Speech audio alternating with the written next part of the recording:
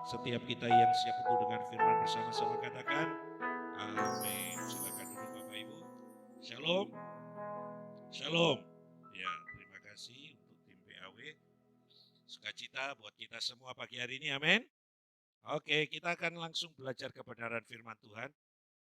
Tapi sebelum saya sampaikan firman Tuhan, ada power statement yang ingin saya sampaikan Bapak Ibu. Dulu pernah saya sampaikan power statement ini, tetapi dalam konteks yang lain. Dan pagi hari ini saya juga ingin sampaikan power statement ini, sebab ini penting. Power statementnya itu bilang begini, saudara. Di mana kita tinggal, kalau kita tidak hati-hati, maka tempat itu yang akan mendiami kita. Ya, saya ulangi. Power statementnya itu bilang begini, di mana kita tinggal, kalau kita tidak hati-hati, maka tempat itu yang akan mendiami hidup kita. Oke, saudara. Secara nasional kalau Bapak Ibu melihat situasi yang sedang terjadi di bangsa kita adalah sesuatu yang sangat miris gitu, ya kan? Bahwa beberapa waktu yang lalu ya saya tidak ingin menuduh atau menyerang siapapun juga, tetapi ini sebuah fakta yang kita juga bisa jumpai di media massa, saudara. Bahwa beberapa waktu yang lalu kita akan melihat satu situasi yang sangat memprihatinkan terjadi di bangsa kita. Ya, khususnya dialami oleh ibu-ibu. Kalau bapak-bapak sih nggak pernah ngalami. Bapak-bapak cuek-cuek aja gitu ya kan. Yang penting ada makan gitu ya. Tapi kalau bagi ibu-ibu beberapa waktu yang lalu ini sangat memiriskan gitu. Situasi tentang fenomena apa? Kelangkaan minyak goreng. Ya, hampir tiap pagi saudara sebelum minyak goreng sekarang ini sudah dinaikkan langsung sekarang tidak ada antrian ya.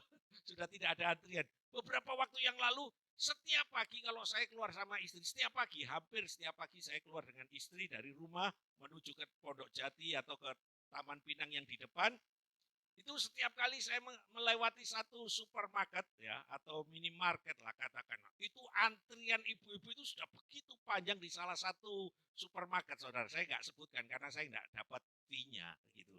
Kecuali kalau dapat fee-nya saya sebut gitu. Karena ini kan ditayangkan, saudara. Nah, karena tidak didapat fee ya saya tidak sebut. Panjang ibu-ibu itu setiap pagi saya kadang-kadang miris gitu, kasihan. Bapak-bapaknya saya percaya mungkin loh ya, mungkin masih tidur. Tapi ibu-ibunya jam 5:15 itu sudah ada di depan. Yang kurang ajar itu kan pegawainya. Udah tahu ditunggu gitu santai-santai lo datang. Kalau itu ketahuan bosnya, oh pasti di mana apa berangkat kok semakin siang, kan harusnya semakin pagi kan ya kan. Tapi ya itulah ya, sudah tidak perlu menyalahkan siapapun gitu. Saya lihat panjang saudara antrian dan itu terjadi beberapa waktu lamanya, betul? Nah, tetapi di beberapa hari kemudian ada sebuah fenomena yang muncul, saudara, bahwa ada satu sosok yang tampil yang ingin memberkati dalam tanda kutip, menyalurkan minyak goreng itu jumlahnya bukan kecil. Media menulis berapa? 16 ton minyak goreng disalurkan di sebuah daerah, saudara. Disalurkan. Waduh, itu termuat di media massa dan itu menjadi viral gitu ya. Saya nggak tahu apa yang menjadi motivasinya. Saya tidak tahu apa yang menjadi kamshoot dari apa yang dia kerjakan. Mungkin dia ingin menunjukkan integritasnya sebagai pemimpin, betul? Sebagai pemimpin yang pernah dipilih di daerah itu, ingin menunjukkan kualitasnya. Nih aku bertanggung jawab. Integritasnya dia sedang munculkan. Tetapi tidak sedikit orang yang apa? Mencibirnya, betul? Membuli dia habis-habisan, saudara. Dari peristiwa itu saya menangkap begini, saudara. Dia rindu menunjukkan integritas dirinya. Memang integritas seseorang itu sangat penting, betul? Dan beberapa waktu yang lalu saya berbicara tentang bahwa kerajaan surga pun menginginkan umatnya juga memiliki umat yang berintegritas. Kata lain integritas itu begini, saudara. Integritas secara umum itu artinya utuh. Tidak tidak katakanlah tidak terpotong, utuh, bulat, apa adanya, itu integritas, saudara. Apa yang ada di dalam dan apa yang di luar itu sama. Itu integritas. Tapi lawan dari integritas saudara tahu apa? Bukan tidak integritas. Itu gampang banget saudara. Kalau lawan integritas, tidak integritas. Anak kecil pun tahu.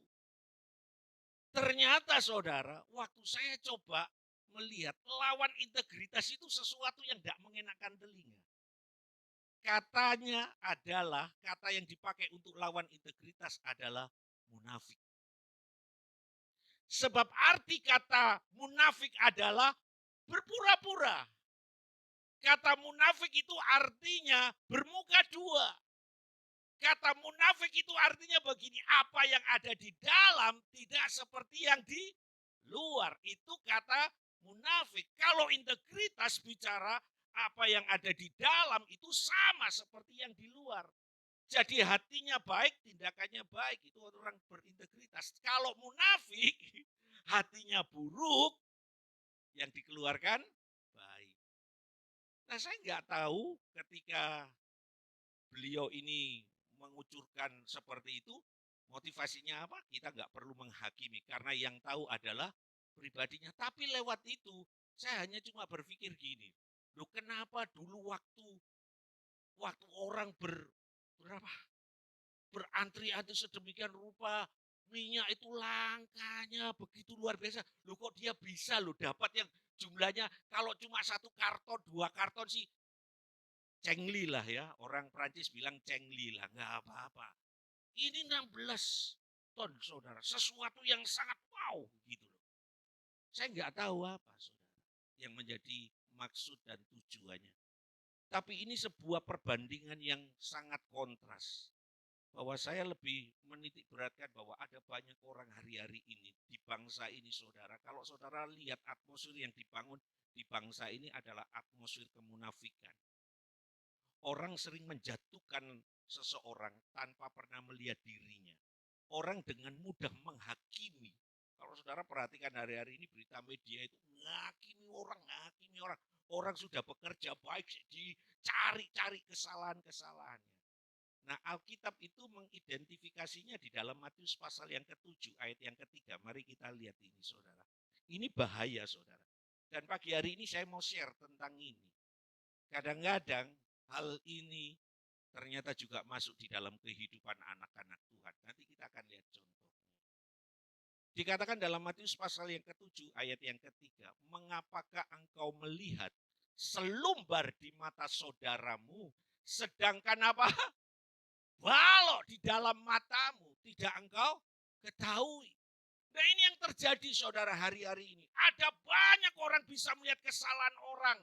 Ada banyak orang bisa menyalahkan orang lain. Padahal kesalahannya mungkin kecil. Tapi secara jujur saudara, ada sesuatu yang berat di dalam dirinya. Nah ada ilustrasi gini, jangan suka nuding. You know nuding saudara? What is the meaning nuding? Nunjuk. Nunjuk itu 1 ke arah orang lain, yang 4 kemana saudara? Jangan 4. Nunjuk itu kan biasanya gini. 2 ke orang lain dan 3 ke dirinya sendiri. Ini yang sedang dibangun atmosfer di negeri ini saudara. Dan kita perlu mewaspadai. Sebab saya katakan virus kemunafikan itu lebih dahsyat dari virus corona saudara. Cepatnya luar biasa. Nanti kita akan lihat contohnya saudara. Jadi hari ini mari kita belajar saudara, untuk melihat situasi seperti ini, untuk sekali lagi tidak dengan mudah menyalahkan orang lain, tidak suka katakanlah, mengeluarkan kata-kata yang untuk membuli seseorang. Mari kita belajar untuk keep diam. Sudahlah, itu orang lain ya biarinlah, katakanlah gitu. Tidak perlu terlalu cawe-cawe, cawe-cawe. Wong urusan kita ini sudah terlalu banyak gitu loh saudara. Nah hari ini mari kita belajar bahwa ternyata virus ini juga melanda gereja Tuhan. Mari kita lihat sebuah contoh di dalam Galatia pasal yang kedua. Ayat yang ke-11 sampai ayat yang ke-14. Ini luar biasa saudara. Peristiwa ini sangat mengganggu saya saudara. Dan saya rindu pagi hari ini mari kita yuk sama-sama belajar. Nggak ada yang sempurna, setuju? Semua sedang mengarah kepada kesempurnaan. Saya pun tidak mengadjust diri saya sudah lebih baik dari Bapak Ibu. Enggak, kita semua sedang belajar ke arah keserupaan dengan Kristus. Nah, kalau toh hari ini kita belajar untuk tidak lagi hidup dalam kemunafikan, artinya mari kita cross diri kita, cek diri kita. Apakah kita masih tinggal di areal ini atau enggak? Jangan pernah berpikir gini, oh Pak Anang, aku ngomong Kristen loh Pak Anang. Wah Pak Anang meragukan saya. Saya muridnya Yesus, preketek saudara bagi saya. Karena ini lebih daripada murid saudara. Mari kita lihat saudara. Di dalam Galatia pasal yang kedua ayat yang ke-11. Ini levelnya saudara lebih daripada Anda dan saya. Tetapi waktu Kefas datang ke Antioquia, aku berterang-terang menentangnya. Kata berterang-terang menantangnya ini artinya gini. Yang menulis ini adalah Paulus. Paulus itu menyerang Kefas. Kefas itu siapa? Kefas adalah Petrus, saudara. Sebab ia salah. Perhatikan ayat yang ke-12. Karena sebelum beberapa orang dari kalangan Yakobus datang, perhatikan, ia makan sehidangan dengan saudara-saudara yang tidak bersunat. Tetapi setelah mereka datang, maksudnya Yakobus dan rombongan orang-orang Yahudi yang bersunat datang, ia mengundurkan diri dan menjauhi mereka karena apa? Takut akan saudara-saudara yang bersunat. 13. Dan orang-orang Yahudi yang lain pun turut berlaku apa? Munafik dengan dia. Sehingga Barnabas sendiri turut terseret oleh kemunafikan mereka. Ayat yang ke-14. Tetapi waktu kulihat bahwa kelakuan mereka itu tidak sesuai dengan kebenaran Injil, aku berkata kepada Kefas di hadapan semua, jika engkau seorang Yahudi hidup secara kafir dan bukan secara Yahudi, bagaimanakah engkau dapat memaksa saudara-saudara yang tidak bersunat untuk hidup secara Yahudi? Saudara perhatikan, ini merupakan teguran yang sangat-sangat keras dari seorang yang masih junior dalam tanda kutip kepada seniornya. Biasanya kan begini, kalau senior menegur yang junior itu lumrah, betul? Ya kan? Wah, kalau senior negur yang junior di depan banyak orang itu biasa gitu ya kan? Sesuatu yang wajar ya karena dia kan senior. Tapi ini enggak loh saudara, ini yang junior. Paulus itu dalam tanda kutip masih baru dalam dunia pelayanan. Dibandingkan dengan siapa? Petrus atau Kefas. Kefas itu muridnya Yesus. Siapa sih yang enggak tahu Petrus? Halo? Ada yang enggak tahu Petrus? Berarti kembali yuk kita ke sekolah minggu sama-sama. Petrus itu orang hebat loh Bapak Ibu, betul? Murid kesayangan Yesus. Di mana-mana Yesus ada, di mana Yesus berada, Petrus itu ada, saudara. Dia merupakan salah satu dari 3 orang yang sangat disayangi oleh Yesus. 3 murid, Yohanes, Yakobus dan siapa? Petrus. Ini orang hebat. Dan bukan hanya murid yang disayangi, saudara. Kelebihan Petrus itu begini. Dalam Alkitab ditulis, waktu Petrus berkhotbah, Alkitab menulis berapa orang bertobat? 3.000. Jarang ada pendeta khotbah di sebuah acara KKR, KKR-nya dihadiri, ngomong KKR berlepotan. KKR-nya dihadiri 10.000 orang. Yang maju itu banyak ketika pendeta altar call. Kadang-kadang antar call gitu ya kan. Call kok diantar gitu ya.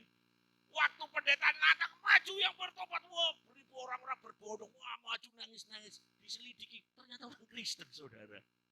Kebanyakan yang maju yang nangis siapa? Orang Kristen, orang dalam sendiri ternyata. Yang non-Kristen hanya berapa persen. Jadi ya ada pendeta hebat rupanya. Kalau dibandingkan dengan Mas Petrus, kalah jauh saudara. Mas Petrus sekali khotbah, 3.000 orang bertobat dan memberi diri dibaptis. Hebat Petrus khotbah.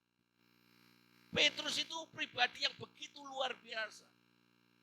Alkitab bilang saudara, itu disebut soko guru gereja. Petrus itu hebat.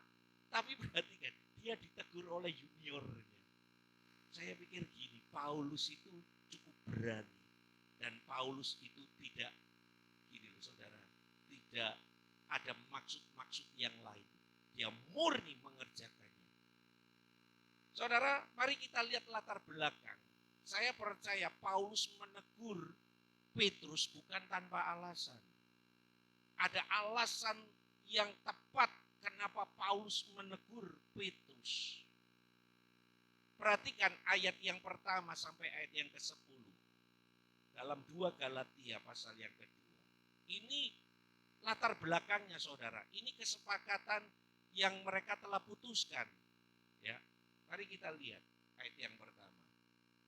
Kemudian setelah lewat 14 tahun, aku pergi pula ke Yerusalem. Ke Yerusalem dengan Barnabas dan Titus pun kubawa juga.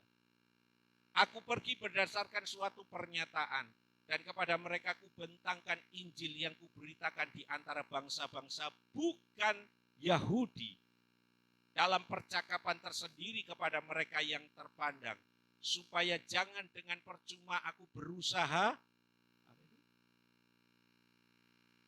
tertutup ya, atau telah berusaha.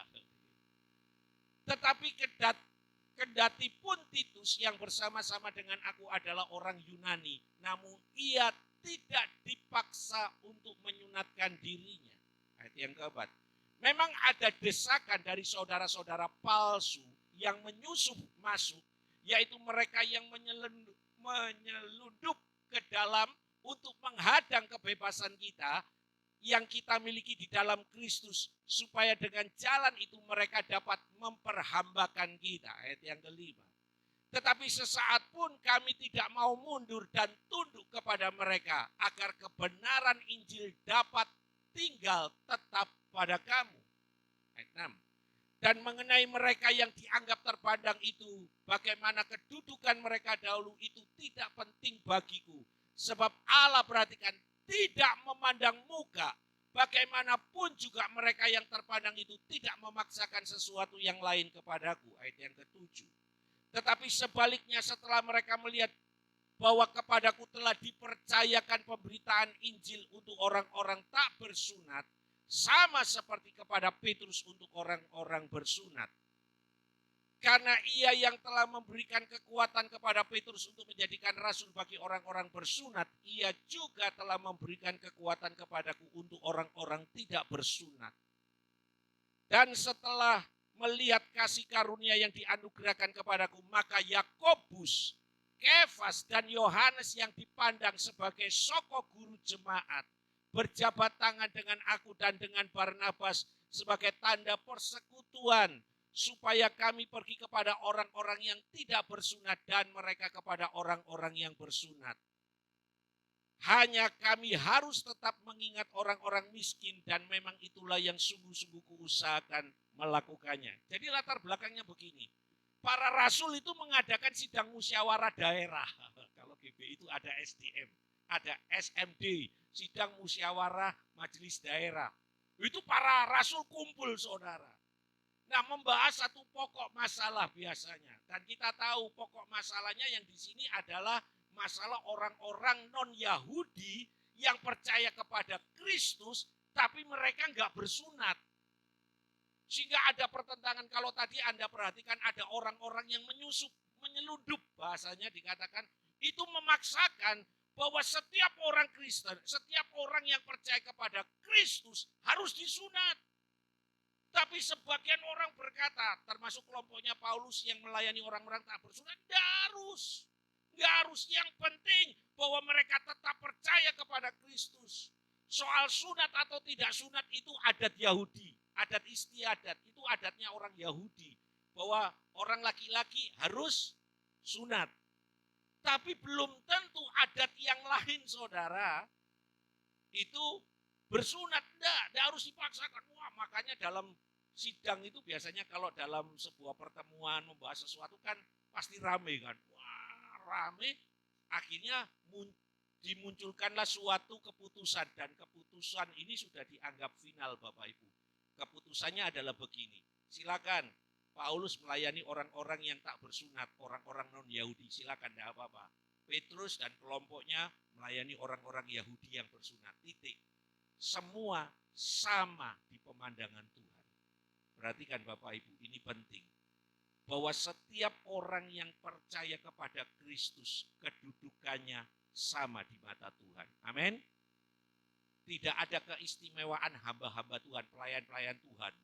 Kalau masuk surga, kalau KTP-nya pendeta, dia bebas antri. Enggak ada. Tetap ada antrian. Seperti ibu-ibu yang antri minyak. Enggak ada kebebasan. Jangan berkata, loh KTP-ku pendeta. Tunjukkan ke malaikat. Kan pendeta loh. Terus langsung sama malaikat, silakan Bapak. Enggak ada. Kalau antri, ya antri. Kedudukan kita semua sama di mata Tuhan, saudara. Amin. Jadi jangan pernah berlagak. Kalau sudah pelayan Tuhan, seakan-akan kepalanya sudah di surga, tinggal kakinya jadi bumi. Terus mentang-mentang karena kita pelayan. Kedudukan kita sama. Nah, ini sebuah kesepakatan. Ayat yang pertama sampai ayat yang ke-10 itu sudah menjadi keputusan bahwa semua orang sama kedudukannya, baik yang tak bersunat maupun yang tak bersunat, sama di pemandangan Tuhan. Nah, kembali ke ayat yang ke-11.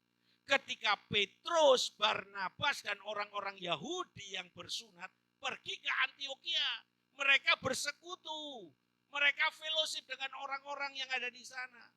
Alkitab tadi berkata apa? Mereka makan sama-sama, kumpul sama-sama seperti ini. Wah, dalam sebuah fellowship yang indah.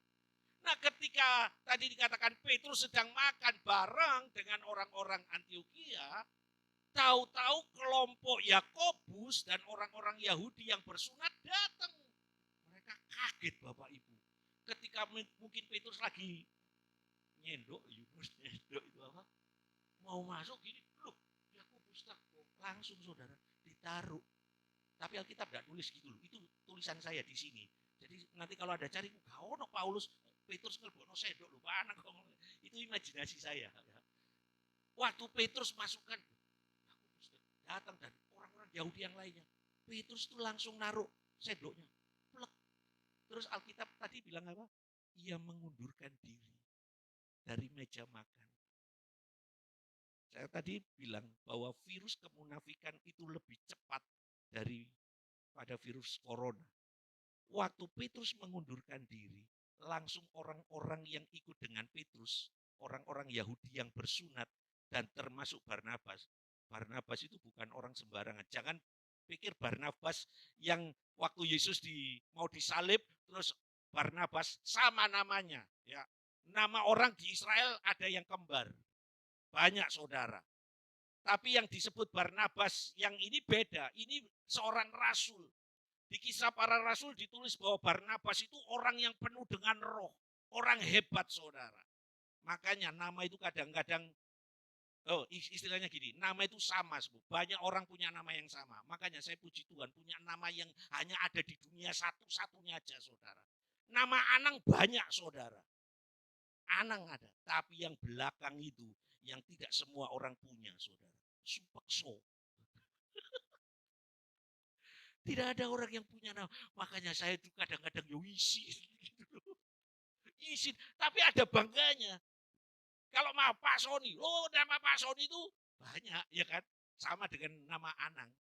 Banyak. Cuma belakangnya yang kadang-kadang agak yang membedakan. Tapi kadang-kadang ada juga yang sama. Tapi kalau saudara lihat di Google. Supekso itu enggak ada. Karena memang enggak ada saudara. Enggak usum jeneng Supekso itu saudara. Wis kayak gini dipaksa gitu. Saya suatu ketika tanya sama orang tua saya, jujur saudara, Pak, si lain-lain namanya keren-keren. Kakak saya keren-keren namanya. Semua nama saudara saya itu cuma satu kata. Cuma saya yang dua kata. Ya, dan kata yang kedua itu enggak enak sama sekali saudara. Kakak saya kalau orang Jawa dulu kan namanya itu lihat pohon. Kakak saya nomor satu itu bibit. Wiji. Gitu ya. Sama dengan nama itu loh ya. Sumiran. Kayak gitu, Suwarno, itu saudara saya. Satu kata aja loh. Lu jeketek nang ini saudara. Seharusnya kan Anang selesai gitu loh kan. Anang wis selesai enak saudara gitu. Tapi belakangnya Supekso saudara. Wah, saya tanya, kenapa Supekso itu? Ternyata punya arti. Orang Jawa itu bilang su itu baik. Ya, su itu baik. Nah, pekso, ya kamu itu dipaksa supaya jadi orang baik. Kalau udah dipaksa, wis bukceng gitu ya. Ya, udahlah. Ya, kembali ya. Waktu Petrus mengundurkan diri dan Barnabas, ya sekali lagi Barnabas bukan orang yang dikeluarkan dari penjara, ada. Barnabas yang lain. Waktu Barnabas melihat Petrus, loh kok mengundurkan diri? Barnabas juga lihat situasi, loh kelompok Yakobus datang, makanya ya Barnabas juga mengundurkan diri. Perhatikan Bapak Ibu, waktu Paulus lihat ini, Paulus itu sangat marah saudara. Sehingga ayat yang ke-14, mari kita ulangi lagi. Itu kemarahan Rasul Paulus. Seorang yang masih junior, tapi ketika dia lihat ada orang-orang yang tidak hidup dalam kebenaran, dia tidak pandang bulu saudara. Dikatakan demikian pada Tetapi waktu kulihat bahwa kelakuan mereka itu tidak sesuai dengan kebenaran Injil, aku berkata kepada Kefas di hadapan semua orang, perhatikan. Harusnya Paulus kan juga punya etika, betul? Betul kan, kalau negur orang itu ya Alkitab kan bilang panggil 4 mata. Kalau 4 mata tidak bisa, Alkitab bilang lagi standarnya 8 mata. Ada saksi. Kalau sudah diomongin tidak bisa, bawa itu kepada jemaat. Gitu. Tapi ini enggak. Paulus beda. Langsung di hadapan semua orang, Paulus tegur Petrus. Jika engkau orang Yahudi, hidup secara kafir dan bukan secara Yahudi, bagaimana engkau dapat memaksa saudara-saudara yang tidak bersunat untuk hidup secara Yahudi? Kalau dibahasakan Indonesianya itu seperti ini saudara. Kalau engkau orang Kristen, kalau engkau murid Yesus, tapi kelakuanmu seperti orang dunia, bagaimana mungkin orang dunia bisa engkau bawa kepada Kristus? Paham Bapak Ibu? Saya ulangi. Paulus itu bilang kepada Petrus, "Hey bro, kalau engkau murid Kristus, kalau engkau orang percaya, tapi hidupmu seperti orang kafir, bagaimana engkau bisa membawa orang kafir kepada Kristus?" Sampai ayam tumbuh gigi nggak akan pernah bisa terjadi Bapak Ibu. Perhatikan. Setiap kita ini bukan pengangguran di dalam dunia. Halo? Kita ini punya tanggung jawab saudara.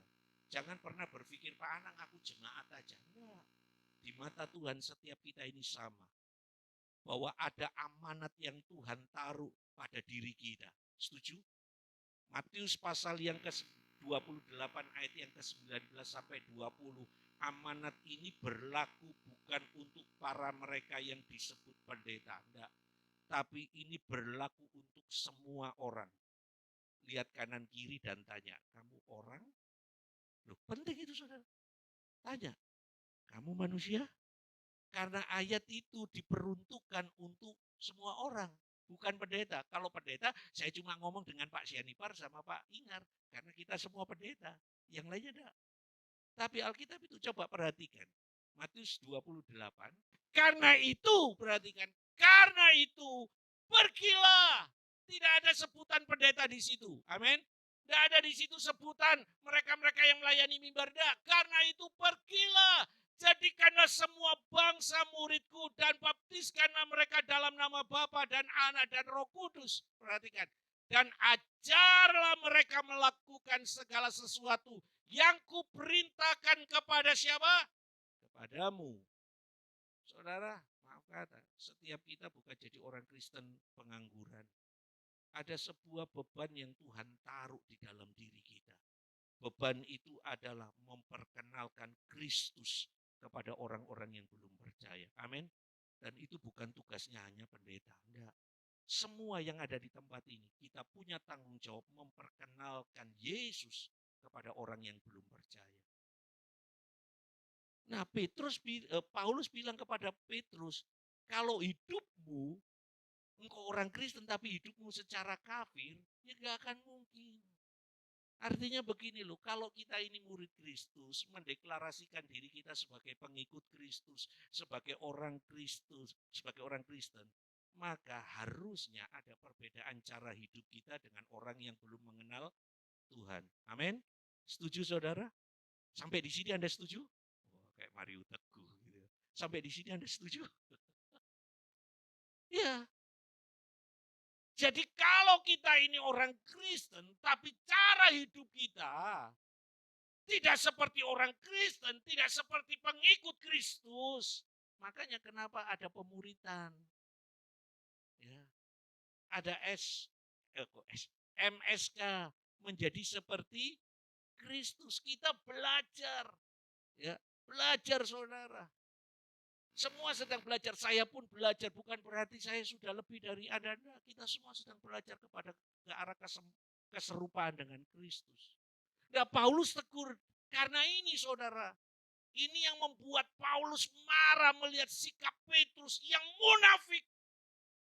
Padahal tadi di ayat yang pertama sampai ayat yang ke-10 sudah ada kesepakatan bahwa semua orang sama di pemandangan Tuhan. Amin. Sekalipun mereka enggak bersunatkah, ya, semuanya tetap sama. Dan itu yang membuat Rasul Paulus marah besar. Sebab kemunafikan itu sesuatu yang tidak disukai oleh Tuhan. Perhatikan, dalam Alkitab yang Anda miliki, kata munafik itu ditulis 26 kali.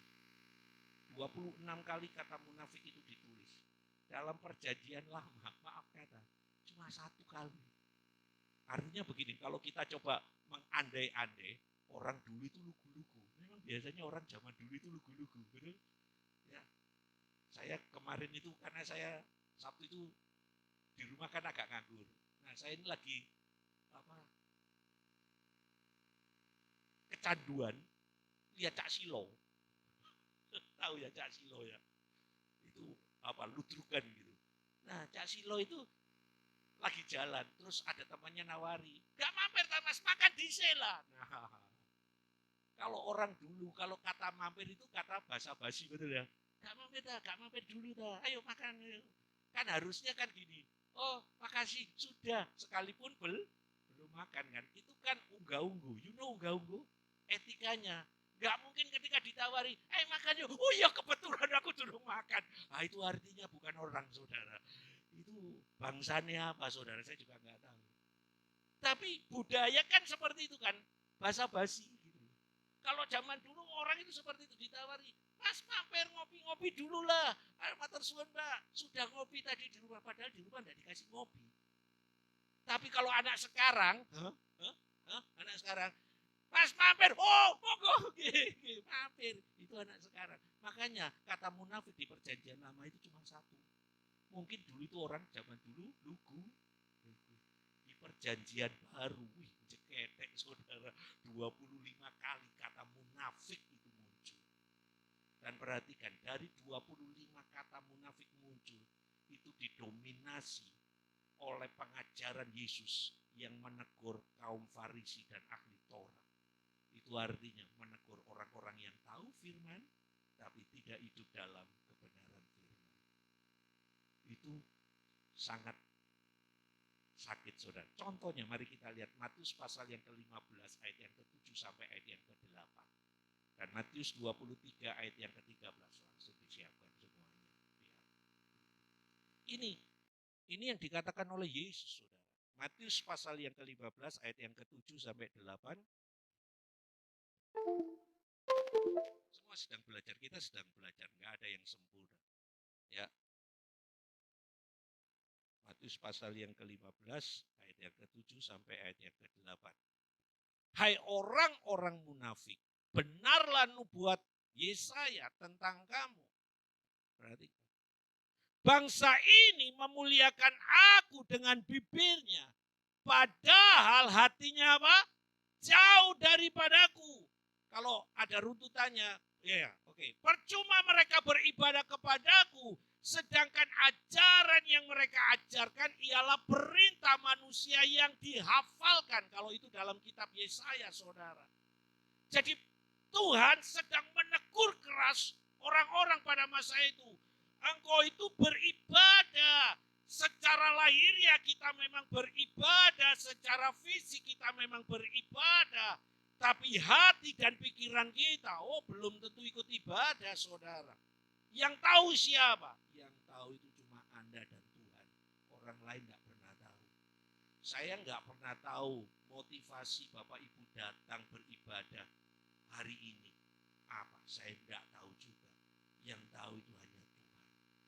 Ada banyak orang, maaf kata, beribadah, memaksakan dirinya datang beribadah. Karena apa? Takut aja kalau udah ibadah, kok ditelepon pimpinan kek. Kalau udah ibadah nanti ditanyai kemana kek. Daripada kakean takok. Teko ibadah. Gitu. Tapi itu tidak terjadi di jemaat GBI Kasih Karunia. Bilang kanan ini hiburan. Loh, ini saudara, betulan nubuatan Yesaya, bangsa ini mendekat hanya dengan bibirnya. Tapi hatinya enggak saudara, yang tahu itu hanya ada dan saya. Kita ini maaf kata jauh, dalam perjanjian baru hidup orang itu sudah munafik itu begitu luar biasa.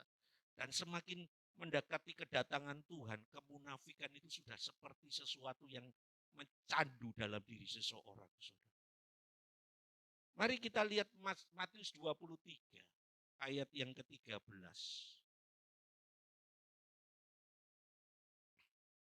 Celakalah kamu, hai ahli-ahli Taurat dan orang-orang Farisi. Hai kamu orang-orang apa? Munafik. Karena kamu menutup pintu-pintu kerajaan di depan semua orang. Sebab kamu sendiri tidak masuk. Dan kamu merintangi mereka yang berusaha untuk masuk. Artinya begini loh saudara. Orang Farisi dan orang-orang apa ini? Ahli-ahli Taurat itu punya standar. Memperlihatkan dirinya itu lebih rohani kepada orang-orang Israel. Di perempatan jalan mereka berdoa dengan caranya. Terus mereka bilang, aku ini seminggu puasa berapa kali? 3 kali dalam seminggu aku berpuasa. Aku bla bla bla bla bla bla. Itu artinya gini, orang Farisi itu buat standar. Kalau mau masuk surga itu seperti ini, bla bla bla bla. Sehingga orang-orang Yahudi mikir gini, standarnya kayak gitu. Terus gak bisa. Itu artinya seperti Alkitab bilang ini menutup pintu surga buat orang-orang lain. Karena apa? Melihat orang-orang Saduki, orang-orang Farisi, ahli Taurat, itu standarnya itu luar biasa. Padahal Alkitab berkata, Tuhan itu lihat orang Farisi, orang-orang ahli Taurat itu saudara. Kalau bahasa sekarang gitu loh, Tuhan itu lihat mereka, Yesus modelmu gitu loh.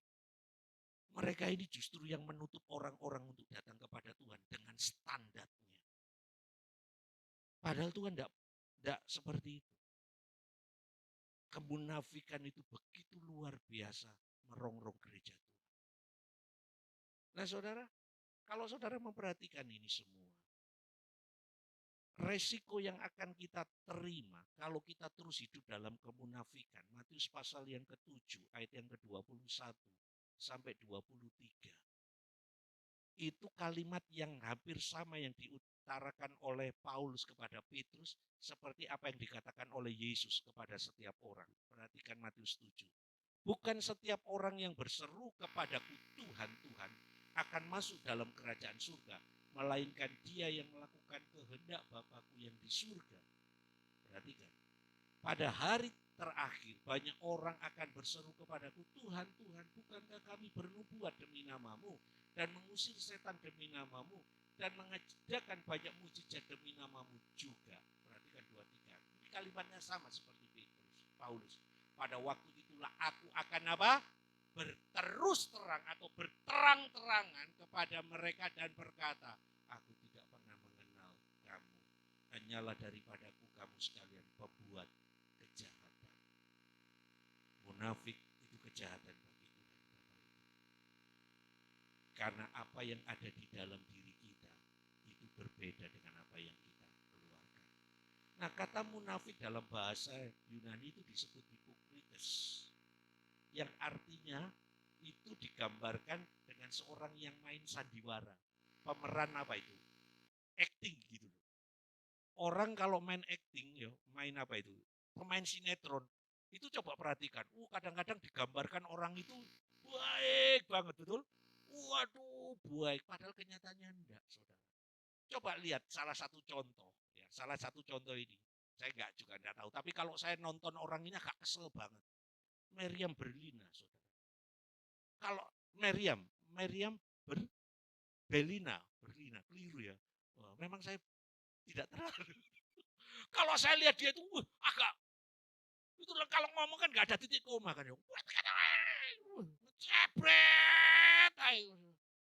Terus saya kadang-kadang mikir, terus kenyataannya apakah seperti itu di rumah? Kalau seperti itu saya percaya suaminya nggak betah.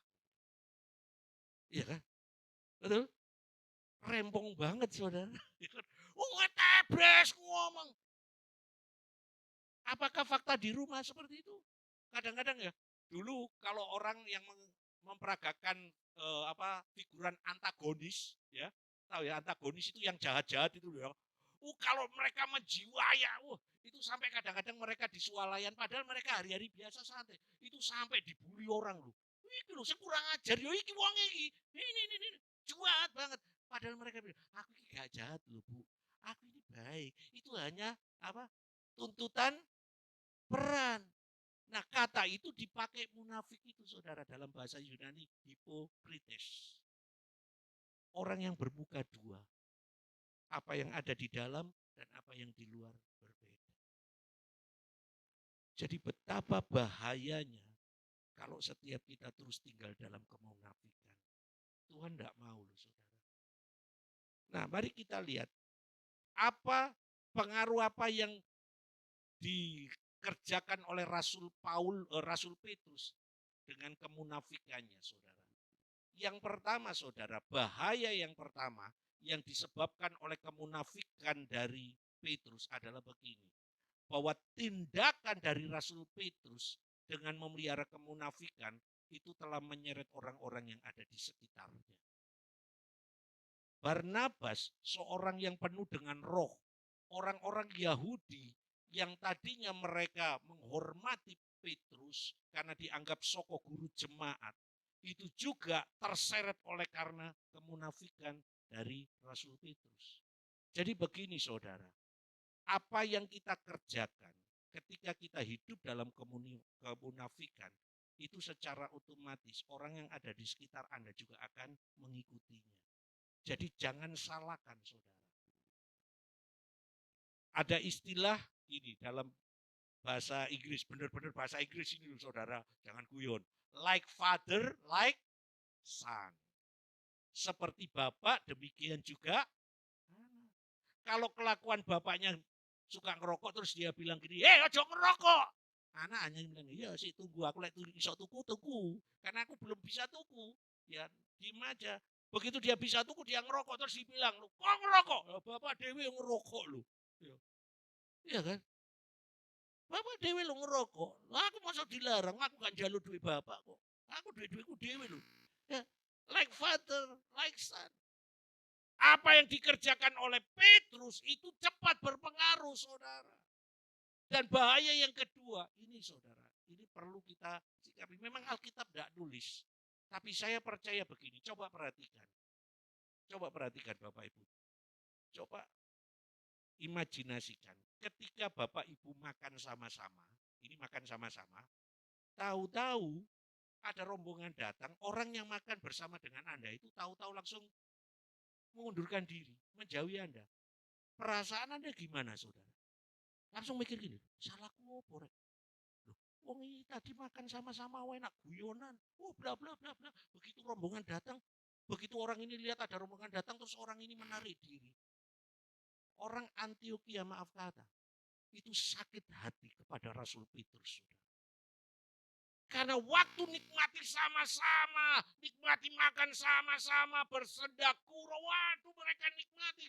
Tapi tahu-tahu Yakobus datang dan orang-orang Yahudi yang bersunat, mereka ini langsung melarikan diri, mengundurkan diri.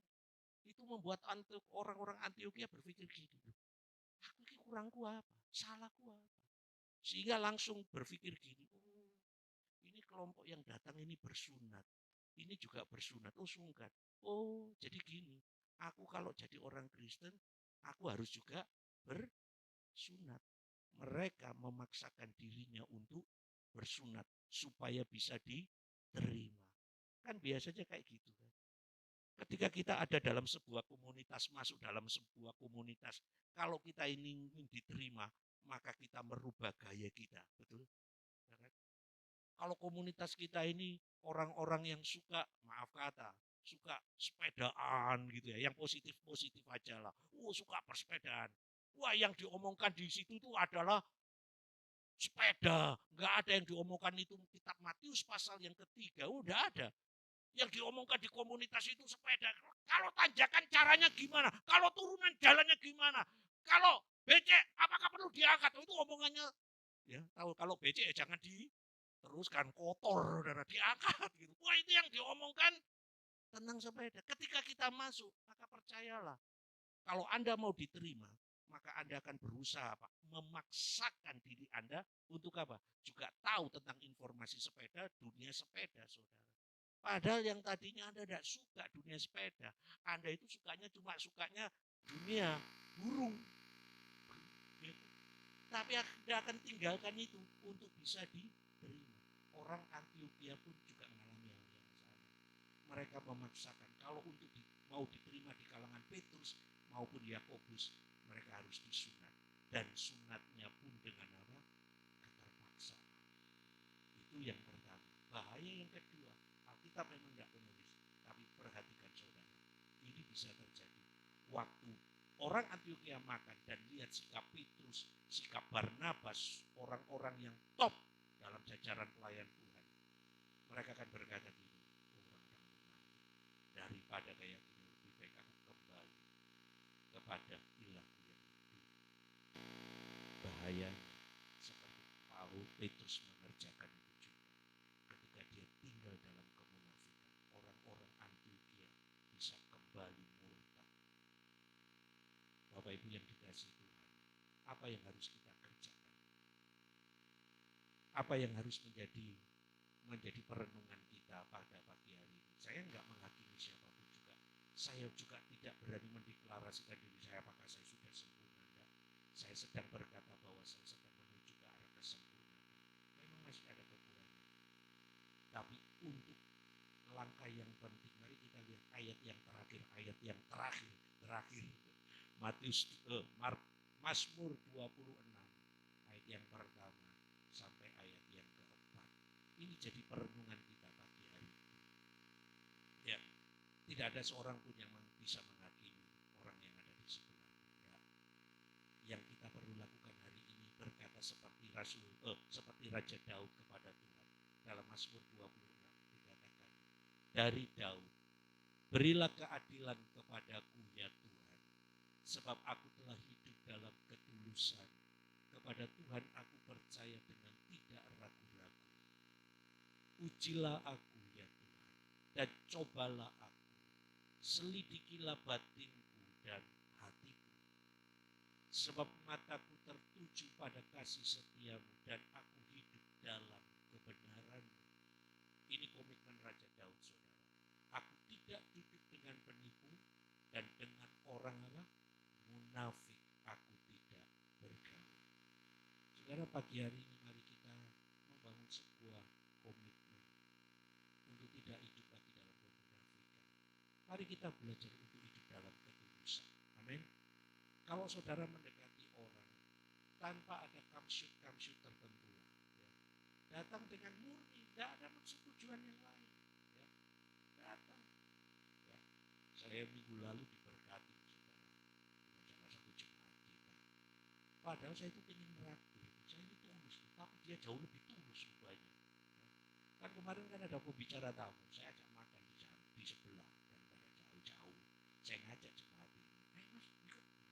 Saya tulus, tapi dia jauh lebih tulus dari saya. Begitu kita makan, makannya pakai, saudara. Biasa pendeta, saudara. Makan, wah, tambah. Apalagi dia ngajak teman kan. Tambah, mas. Sungkan. Saya bilang gitu, mas, gak ada wanita di sini. Coba tengok kanan kiri. Gak ada wanita kan. Laki-laki tambah terus, mas. Tambah.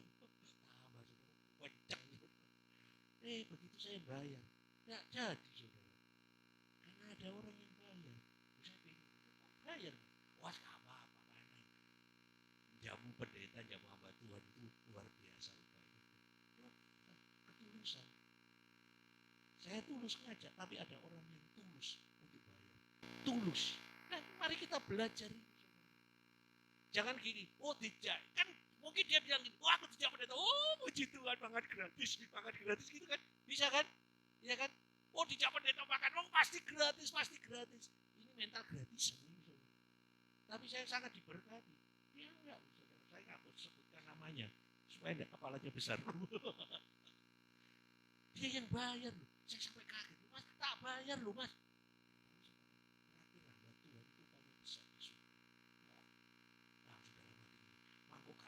siomay papat ngono ya.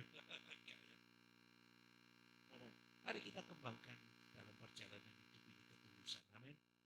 Bergaul dalam ketulusan, segala sesuatu yang kita kerjakan mari dengan ketulusan. Sebab kasih setiap